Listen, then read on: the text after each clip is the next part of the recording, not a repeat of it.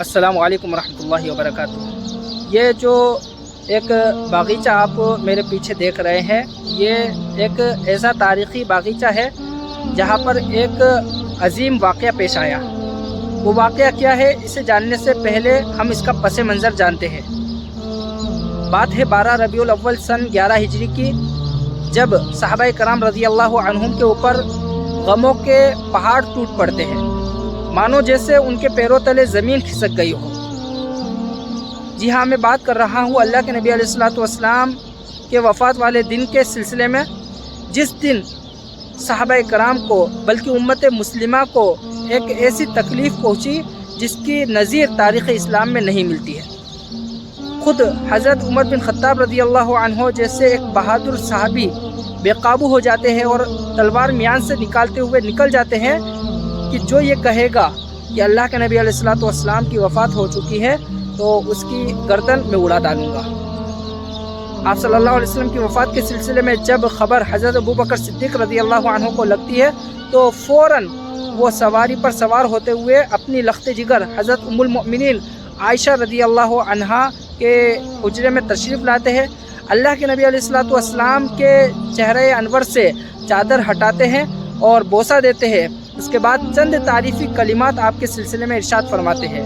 پھر مسجد کی طرف جاتے ہیں، لوگوں کو جمع کرتے ہیں اور لوگوں کو ایک ایسا خطبہ ارشاد فرماتے ہیں کہ جسے سننے کے بعد تمام صحابہ یہ یقین کر لیتے ہیں کہ واقعی میں اللہ کے نبی علیہ السلام اس دار فانی سے دار باقی کی طرف کوچ کر گئے ہیں۔ اس کے بعد تمام صحابہ کرام رضی اللہ عنہم ہچکیاں لے کر کے رونے لگ جاتے ہیں۔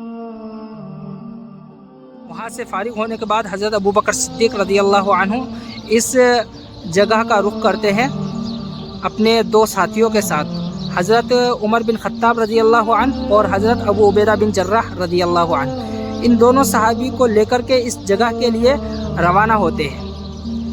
وجہ یہ تھی کہ یہاں پر انصاری صحابہ کرام رضی اللہ عنہم اکٹھا ہوتے ہیں، اس وجہ سے کہ اب اللہ کے نبی علیہ السلام کی وفات ہو گئی ہے، آپ صلی اللہ علیہ وسلم اپنے رب سے جا ملے ہیں، تو ہمارے معاملات کون سنبھالے گا، کون ہماری قیادت اور رہنمائی کرے گا؟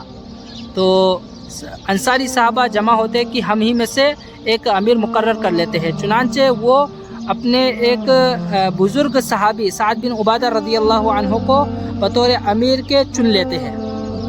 اس کے بعد حضرت ابوبکر صدیق رضی اللہ عنہ جب اپنے دو ساتھیوں کے ساتھ یہاں تشریف لاتے ہیں تو انصار صحابہ کرام کو بتاتے ہیں کہ امیر جو ہے صرف قریش میں سے رہیں گے اور آپ لوگ وزیر رہیں گے۔ یہ سنتے ہی ایک انصاری صحابی حباب بن منذر رضی اللہ عنہ کھڑے ہوتے ہیں اور فرمانے لگتے ہیں کہ آپ اپنے میں سے ایک امیر چن لیجئے اور ہم ہمارا ایک امیر مقرر کر لیتے ہیں۔ لیکن حضرت ابوبکر صدیق رضی اللہ عنہ فرمانے لگتے ہیں کہ نہیں، ایسا نہیں ہو سکتا، امیر صرف اور صرف قریش میں سے رہیں گے اور آپ لوگ وزیر رہیں گے، آپ لوگوں سے مشورہ لیا جائے گا۔ وجہ یہ ہے کہ قریش جو ہے عرب میں سب سے معزز ترین قوم ہے اور عرب قریش کے علاوہ کسی کی قیادت، کسی کی رہبری قبول نہیں کریں گے، تو اس لیے قریش ہی امیر رہیں گے اور آپ لوگ وزیر رہیں گے۔ اس کے بعد حضرت ابوبکر صدیق رضی اللہ عنہ دو صحابی کا جو ہے نام لیتے ہیں، حضرت عمر فاروق رضی اللہ عنہ اور حضرت ابو عبیدہ بن جراح رضی اللہ عنہ، اور فرمانے لگتے ہیں کہ ان دونوں میں سے کسی کو بھی اپنے لیے بطور امیر کے قبول کر لیجئے۔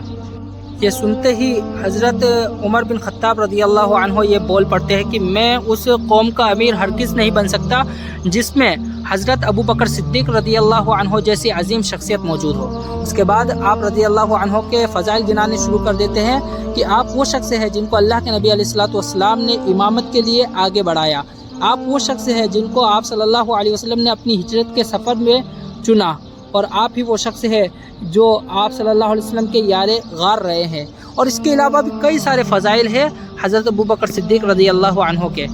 یہ سارے فضائل کو دیکھتے ہوئے حضرت عمر بن خطاب رضی اللہ عنہ فوری طور پر حضرت ابوبکر صدیق رضی اللہ عنہ کا ہاتھ پکڑتے ہیں اور ان کے ہاتھ پر بیعت کر لیتے ہیں، اور یہ دیکھتے ہوئے تمام صحابہ کرام رضی اللہ عنہم بھی دھیرے دھیرے آگے بڑھنے شروع ہو جاتے ہیں، اور حضرت ابو بکر صدیق رضی اللہ عنہ کو اپنے لیے جو ہے خلیفہ کے طور پر قبول کر لیتے ہیں۔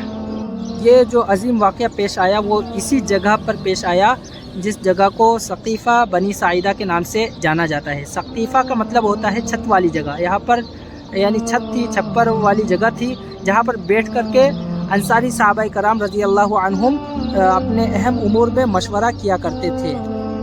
رہی بات اس کے لوکیشن کی، تو آپ دیکھ سکتے ہیں کہ یہ مسجد نبوی ہے، اور مسجد نبوی کے مغربی ایریا میں یہ جگہ موجود ہے۔